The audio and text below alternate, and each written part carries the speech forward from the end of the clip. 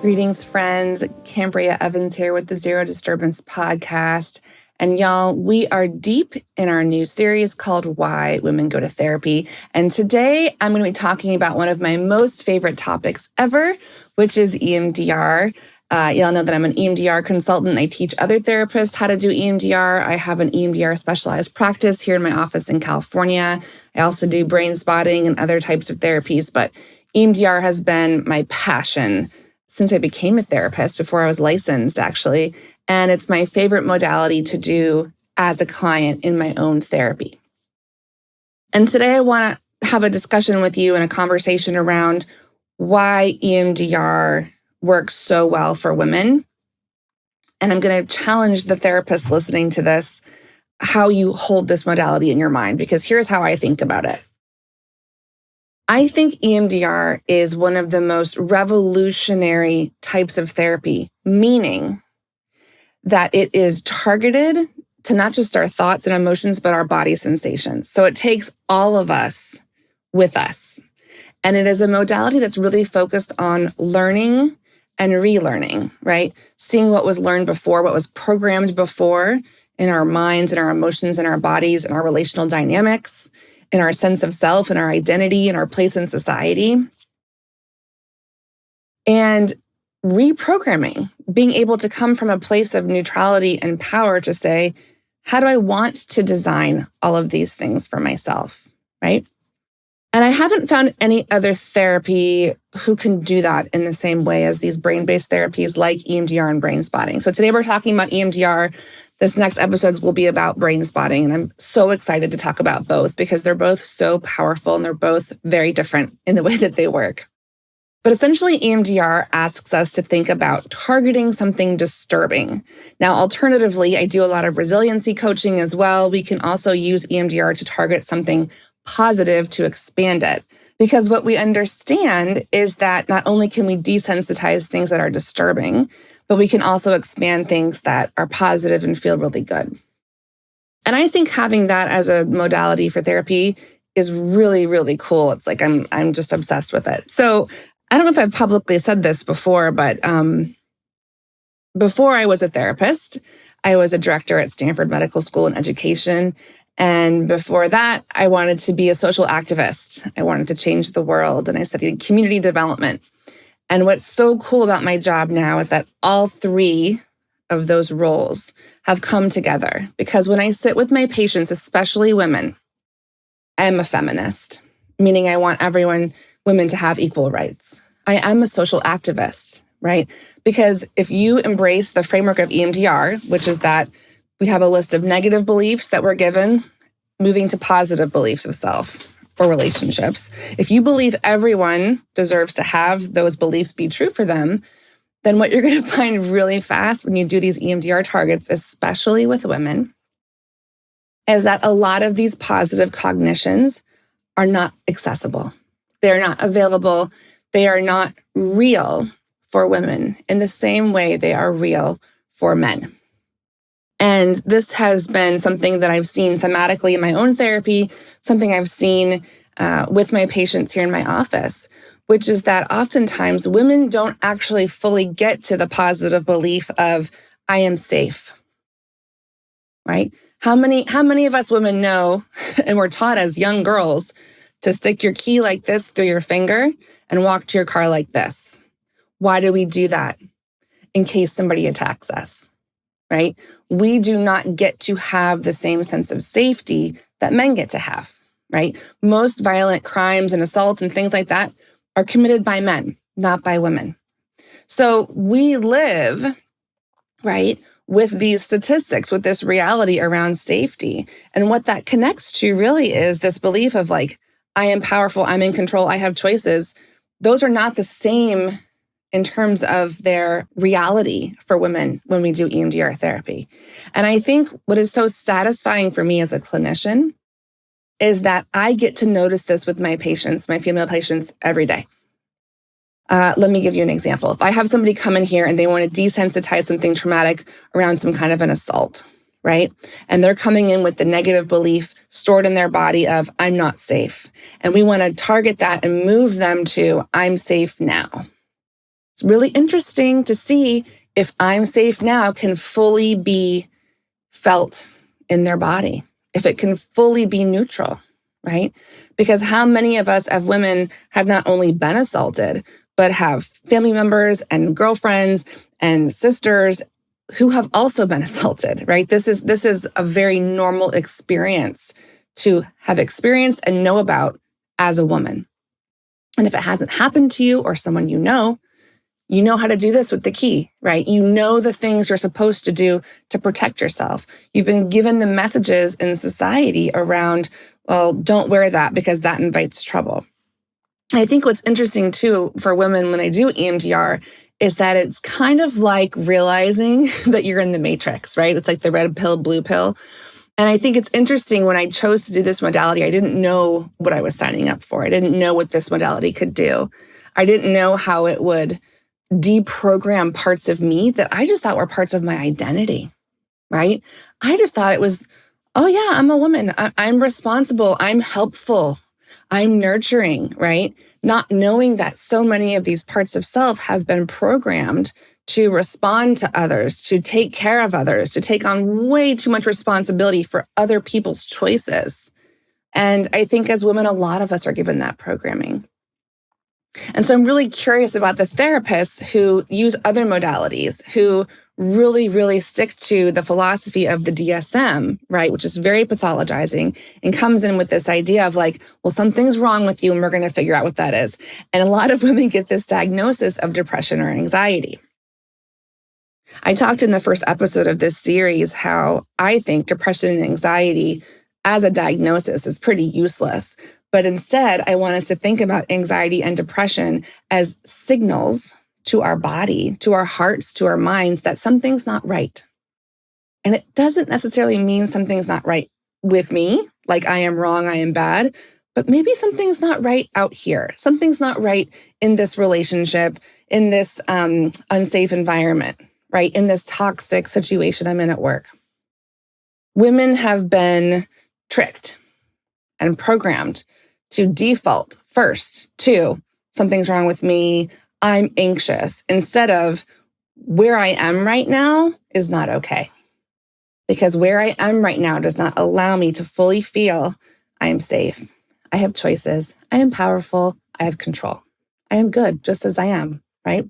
There are very few spaces that exist for women where that gets to be true, okay? So there's kind of this brain and life and reality explosion that happens for women when they come to EMDR because they're not going to the therapist that subscribes to the DSM who says something's wrong with you. And so let's give you coping tools. Let's medicate you. Let's put you on some kind of coping strategies to manage the anxiety, to manage the depression. And that's not wrong or bad. But what it does, what it can do, what it has the potential to do that is dangerous. It enables the current abusive relationship. It enables the current toxic work environment. It enables the structures of the patriarchy that already exist. The system that we live in that does not allow us to fully be in, I am safe, I am good, I'm fine as I am. And if you're curious about the beliefs I'm talking about, go ahead and you can download our free resources for clients. We have a whole belief inventory system, so you can actually see, like in an assessment, where you are in your own beliefs around these things, because we have parts that think we're good and parts that don't. It's kind of interesting. So check that out when you subscribe to our mailing list.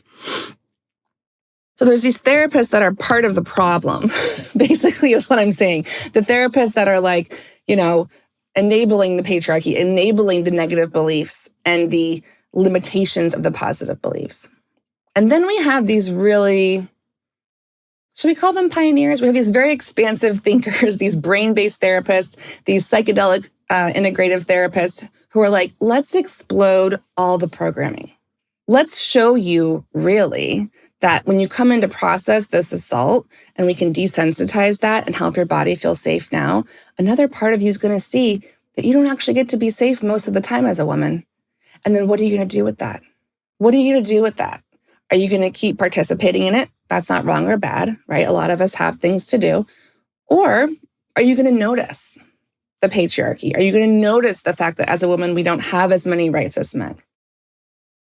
And this choice, this powerful place women get to be in when they do a brain-based therapy is amazing. It's like I'm never going to burn out as a therapist because I know that every single person that comes into my practice is going to experience this activism, this feminism inside of themselves. They're going to see what I see. They're going to see what a lot of brain-based therapists see, right? Which is that we have been programmed into this system to function.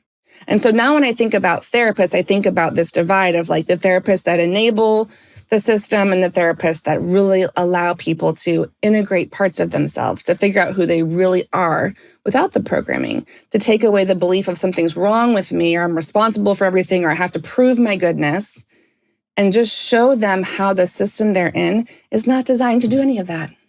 And so what's really exciting is I get really successful women in here. We all have the same programming, by the way. It doesn't matter how much money you have, where you went to school, like the programming is across society. And it's amazing to see these women realize this and the calmness that comes with seeing it, because it helps us understand we're not crazy, we're not alone. Like all of us have been programmed to be like this.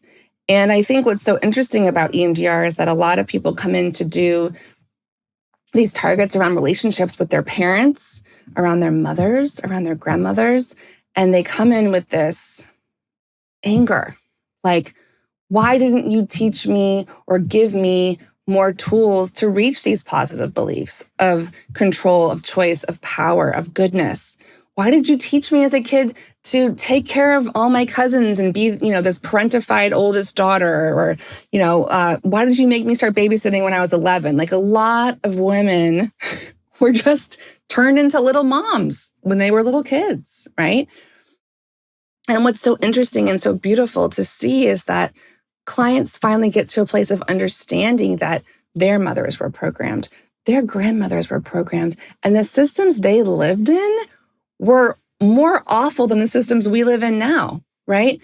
Women couldn't go to college or have a bank account or have a business license or really have anything available to them to give them any kind of control, choice, or safety, right? Their safety system was completely linked to participating in the patriarchy, getting married, having a husband, because the husband was the link to all the safety financially, all the access, all the rights legally, all the status and social capital. It's all going to men, right? So I think what's really powerful, and again, I'm talking in kind of a heteronormative relationship framework, but I think what's important to notice is that things are changing. Things are changing so fast. I mean, the fact that women couldn't have a business license until the 80s, until after I was born. Women couldn't have a credit card, I think, until the late 70s. So it's amazing to see these women coming in and they're pissed at their moms. And what happens is your mom was surviving in a system with less rights than you're in. So if you think about like a great example, a great metaphor is if someone's in prison and they've been in prison their whole life and they don't know any different, we can't get mad at them for teaching us how to be in prison. We cannot get mad at them for teaching us how to survive prison because they don't know what anything else is like, right? They don't know. Our moms and grandmothers, they didn't know what it felt like to have a choice, to have a checking account or buy property or go to college or have their own business. That was not available, right? A lot of women in this country still don't have autonomy over their own bodies, okay? So as women, I'm asking us to stop being angry at the people who don't know any different because they are trapped and imprisoned in a system, right? So that's a really cool realization we see with EMDR as well, which I don't know that we get to in talk therapy in the same way. I also want to say that, EMDR creates a lot of neutrality. Some people call that surrender. Some people call that acceptance. And I think what's so powerful is, I'll give you an example. There was a woman who was in a relationship with someone she thought was so successful, so stable, so protective. She got married, had kids with this person. This person completely conned her, turned out to be like an alcoholic, a sex addict, couldn't manage money, was very abusive to her and the kids, like just a total disaster. And when she finally was able to get away from this person and divorce him and be done, right, she still had to co-parent with this person. And a lot of women have to do this, right? Now, 70% of divorces are filed by women. Women are realizing they don't have to settle for this type of abuse, for this type of behavior anymore, which I think is awesome. And what's so interesting is that part of the programming we've had as women is to think that women are going to compete against each other for these resources of men, and that there needs to be this competition between younger women and older women, right? So who gave us that programming? And the way it relates to this story is that what happened, which was actually really great, was that this man that she had divorced ended up kind of going back into his past, pulling out some kind of, recycled supply from a previous relationship and bringing this woman from the past back into his life for his supply, for his narcissism. And what was so amazing for this woman that was doing EMDR around this was that she was so happy.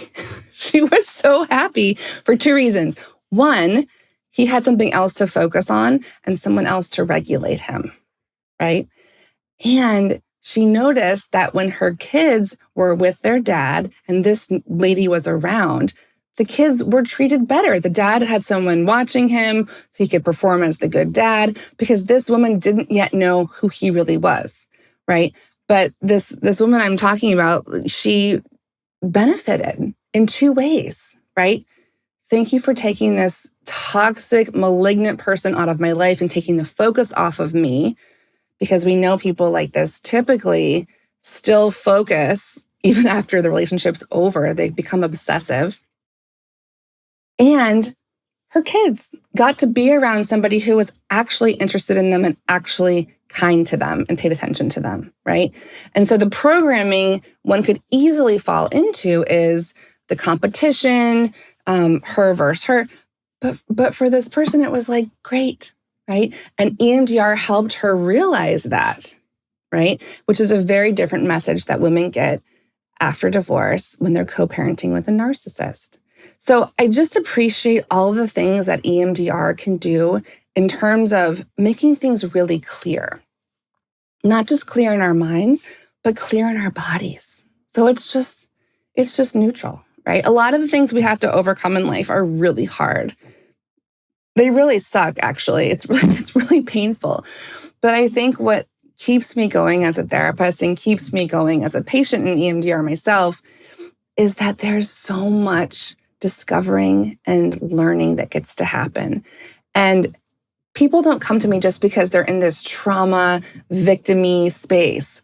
They come to me because they want to desensitize disturbance. And then what happens is women are like, wait a minute, I'm going to actually expand all these positive beliefs of self on your list, Kambria. Like, let's go down all of them. I want all of them. And when a woman sits across from me and says to me, I want all of them, why not? That's when I get really excited about doing EMDR with them, right? Because how cool is it finally to be able to feel I am good, I'm fine as I am in my body, right? How amazing is it to feel I have choices in my body, and then understand that I can't fully get there because I can clearly see the structure of the system that I'm in. I was working with a lot of physicians during COVID, during the pandemic. And the pressure on them was just, it was crazy, especially the female physicians who were also managing lives with kids and partners. And what's really cool is that, instead of just desensitizing that disturbance for them, a lot of them got to clearly see that system and say, peace, I'm out. I'm not doing this anymore. This is too hard. And they took sabbaticals and they took rest and they took breaks, right? Because there's something powerful about being able to see I'm in a system that's designed to make me feel like this. I'm in an abusive marriage that is designed to make me question myself, feel very small, right? A lot of people come and work with me who are in these really intense tech companies, and they're doing really interesting things, and they're really, really smart people. And it's beautiful when they get to say, you know what? I don't want to do this. This sucks. This system sucks. So for me, being someone who has a social activism and community development background, this excites me. This excites me for what this could mean for women in society. This excites me for what it means for women politically, socially, emotionally. There's this whole movement right now about women decentering men and centering themselves, which is essentially the opposite of the system that we have been asked to exist in and enable and participate in. And I really feel like if you are an EMDR clinician, you are part of a revolution in society for women to actually be able to step into all these positive beliefs of self. I didn't think about EMDR this way, but now I do, because now I see it. I have seen, I don't even know, like 15,000 sessions more of patients. A lot of them are women. And this is a theme. This is happening. EMDR has the possibility to not just revolutionize someone's system inside of themselves, but then that becomes a mirror and reflects back out to society like, that's not okay with me. Right? It's not okay with me that you're stalking me. It's not okay with me that you're smear campaigning me. It's not okay that you're treating me like I'm less than because of my biology. Right? None of that's okay. And I'm so excited for what this means for women, because the more neutrality women have in their minds and in their body, the more clarity they have, right? The less they are able to be rattled by a system that is designed to keep them in a certain place, which is less than. That's just the stats at this point, right? We're not even arguing about that. So I want you, if you're a therapist listening to this, I want you to try on the hat, the experience of, I am creating a revolution, right? If you are a woman who's in EMDR therapy, I want you to go download this beliefs assessment inventory off my website. I want you to see where you are. And I want you to ask yourself, not what's wrong with me, or, oh, this is my anxiety, or this is my depression, and da. Stop it. Don't do that anymore. I want you to ask yourself, where did this programming come from? And then guess what? I'm going to give you a spoiler alert. It came from everywhere, y'all. It came from all the ads that tell you that your body's never going to be good enough. It came from all the messaging that after you become like over 25 or 30, you're like an old cat lady. Because if women actually listened to older, wiser women, we wouldn't be in this situation. Right? Like if we actually had a connection to older, wiser women who have been through all the things I'm talking about, instead of dismissing them as like old and not valuable and invisible, we wouldn't constantly be in a cycle of being naive and having to keep figuring this out individually. We would just know this as a collective of women, right? If you are a woman that's going into EMDR therapy or in EMDR therapy, I really want you to try on this idea of like, I am creating a revolution for myself, for my daughters, for my neighbors by doing this work. People call them, cycle breakers or whatever it is. This is so much more than that. Okay, this isn't just about our family systems. This is about changing the world. And I'm not using those words lightly. This is real. This is real. And I want us to get excited about it. I want us to get excited about seeing things clearly and then taking action to reflect back to the world. I deserve all these beliefs, and I'm not going to be quiet until I get them. And if y'all have been listening to me for however long, you probably already have figured out I'm not going to be quiet until this is true.